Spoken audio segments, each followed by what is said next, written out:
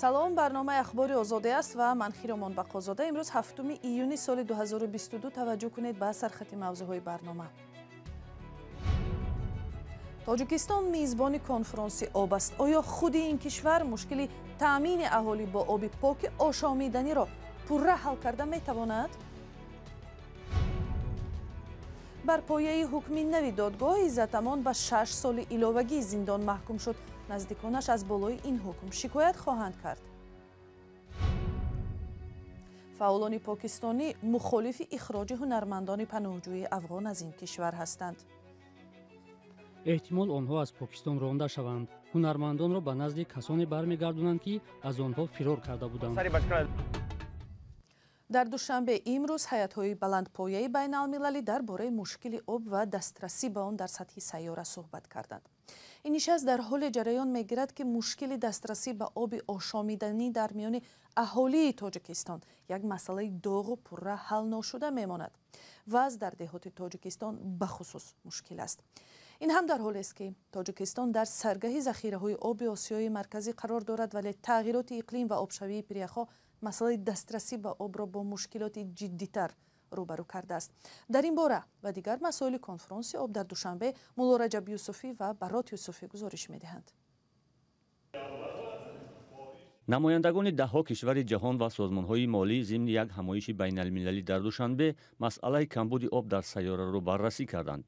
аксарият ба он таъкид карданд ки мушкили об дар сайёра ҷиддӣ мешавад. аз ҷумла Амина Муҳаммад, муовини дабири кулли Созмони Милали Муттаҳид, аз амиқтар шудани мушкили об дар дунё нигаронӣ кард.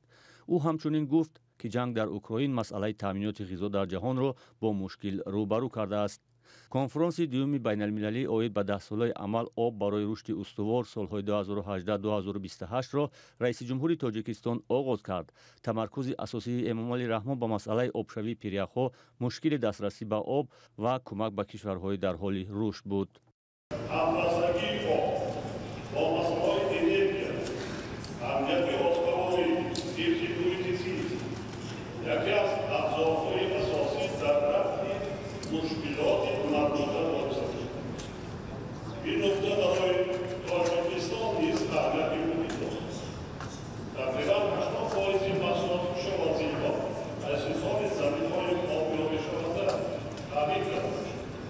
раиси ҷумҳури Тоҷикистон бештар дар бораи камбуди об дар кишварҳои ҷаҳон суҳбат кард, аммо нагуфт ки ин мушкил дар кишвар то куҷо вуҷуд дорад.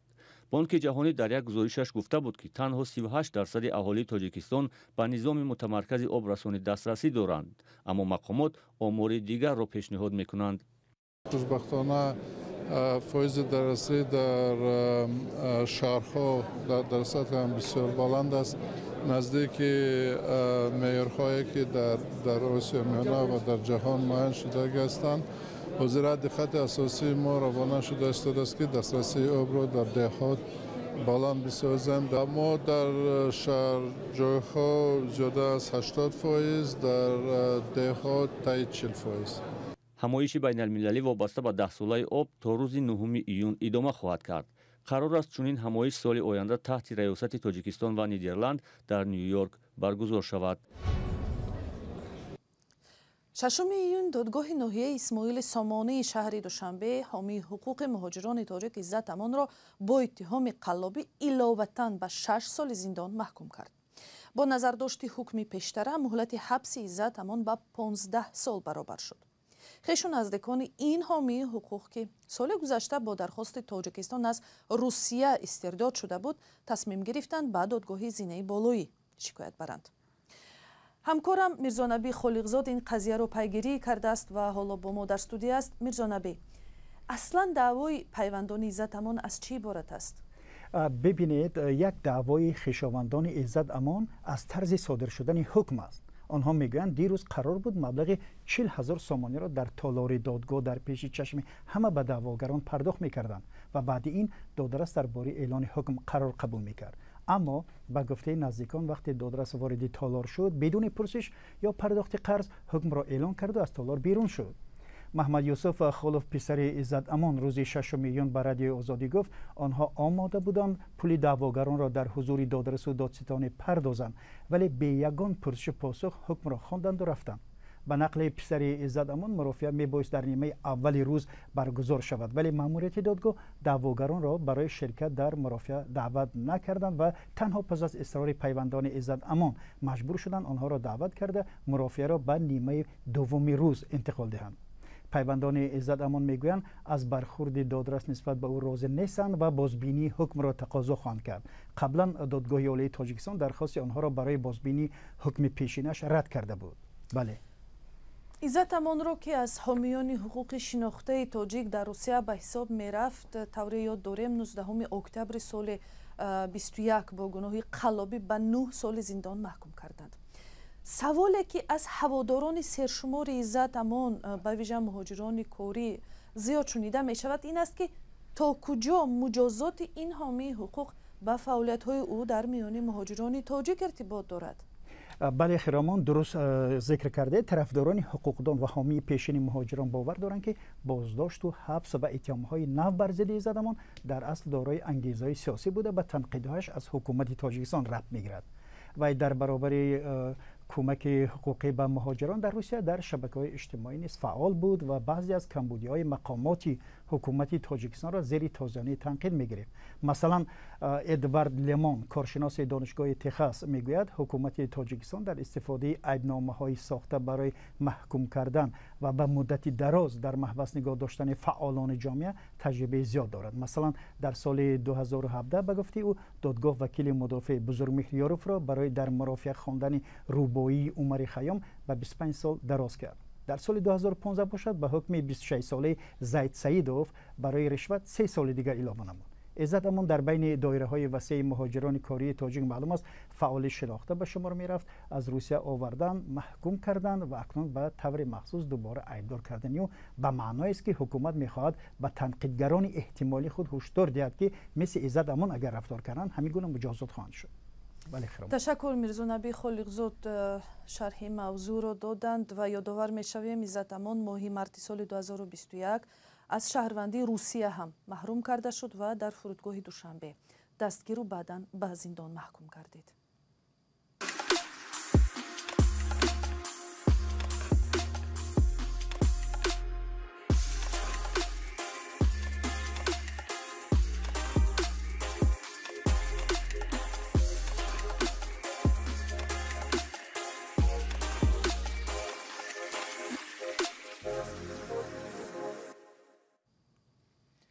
در پاکستان گروهی از فرهنگیان و هنرمندان محلی علیه تعقیب و بازداشت چند هنرمند افغانستانی اعتراض نمودند.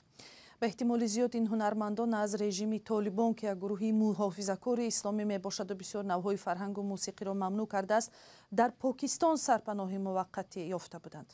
درباره همراهی هنرمندان پاکستانی با همکسبان افغانستانیشان همکارم کیومرثی‌عطا گزارش می‌دهد. این گروه هنرمندان برای حمایت از همپیشه‌های افغانستانی خود گرد هم آمده علیه بازداشت آنها اعتراض کردند. هنرمندانی که بعد از آمدن طالبان به سر قدرت در افغانستان از وطن خود گریخته و در پاکستان پناه بردند. به گفته اعتراضگران، پلیس پاکستان در آخر ماه می امسال 2 آوازخوان و 2 نوازنده افغان را بازداشت کرد. آنها بیگاه در خانه‌های خود بودند که پلیس آمده گفته است حجت ندارد و بازداشتشان کرد. آنها شناسنامه دارند، سند سازمان پناهندگان را دارند، ولی پلیس آنها را به شعبه برده گفته است کارت گریزگی ندارند. مقامات آنها را به حبس گرفتند. پلیس پشاور به رسانه‌های محلی گفته است که هنرمندان به طور غیر قانونی وارد پاکستان شدند. اعتراضگران از آن نگرانند که حکومت صنعتکاران بازداشت شده را به افغانستان برمیگرداند. آنها برای بخطری خود ترک افغانستان کرده به اینجا آمدند. حالا آنها در دایره قانون درباره خارجیان از سوی پلیس تعقیب و بازداشت می‌شوند. احتمال آنها از پاکستان رانده شوند. هنرمندان را به نزد کسانی برمیگردانند که از آنها فرار کرده بودند. طبق قانون درباره خارجیان، آنهایی که غیر قانونی وارد پاکستان شدند از این کشور رانده می‌شوند. فعالان و صنعتکاران در پشاور میگویند طالبان با هنرمندان بدرفتاری و موسیقی را منع کردند. حالا معلوم نیست که بعد بازگشت به افغانستان ایجادکاران را چی سرنوشت انتظار است. این هنرمندان به اینجا از ناعلاجی آمدند. آنها به خود بام نآوردند. آنها با زبان موسیقی صلح و محبت گپ میزنند. ما از حکومت طلب داریم که اتهامات نسبت آنها را بیکار کند. در تظاهرات بیش از 200 فعال و هنرمندان افغان و پاکستانی شرکت کردند. آنها با طلب آزادی صنعتکاران از کاخ مطبوعات پشاور تا نزد مجلسگاه محلی راهپیمایی نمودند. در ولایت ختلان یک مرد که امکانیتش محدود است انتظار کمک دولت یا طرف نشده خود دست به کار شد. این مرد از روی توانش راننده تاکسی گردید و یک روز کاریش را در خدمت رایگان مردم هم واگذار کرد. بسیاری ها نمونه کار و رفتار او را عبرت آموز مینامند. همکارم زرنگیزی نوشا گزارش میدهد. سعید واحد ناصیرов ساکن 36 ساله دهه قبادیان ناحیه دوستی به کار می رود. او کیروکش است. در دهه و جماعت دهقان‌آباد همچون تاکسی به پول معرفی شده است. به معیوبان و نابینایان رایگان خدمت می رساند و یک روز در هفته در خدمت آنهاست. کار افتادگان را از دهه تا بازار می برد. می گوید فقط نیکی کردن می خواهد.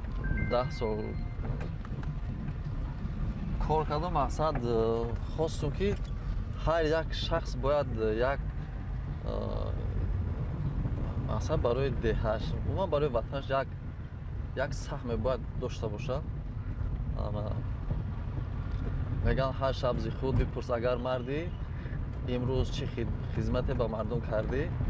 سعید واحد ماه اپریل با کیروکشی رایگان آغاز کرد در روزهایی که مردم روزه‌دار بودند.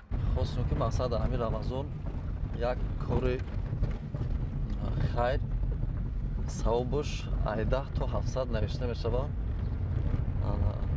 خواستم که در همین رمضان مقصد همین کار را بکنم که مقصد تامین خانواده 5 نفری آسان نیست و او اول باید خرج خانواده را پیدا کند.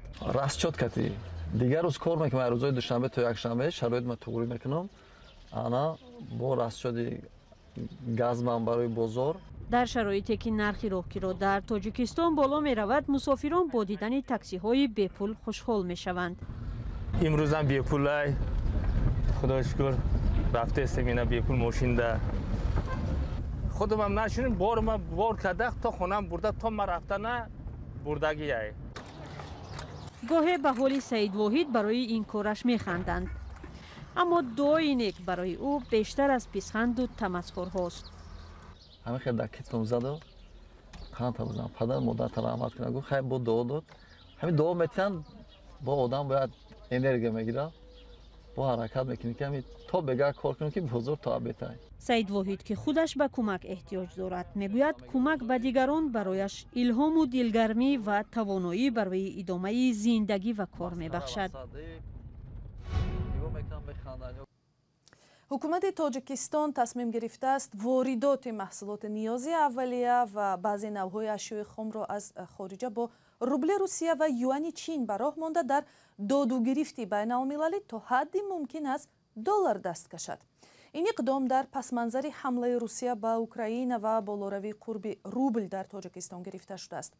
در برنامه ضد بحرانی که از تجاوز روسیه به اوکراین پیش آمده است و نقشه چاره‌بینی‌ها اوید به پیشگیری تأثیر خوف‌های احتمالی به اقتصاد ملی نام دارد، حکومت به وزارت و اداره‌هایش به چنین مضمون دستور داده است.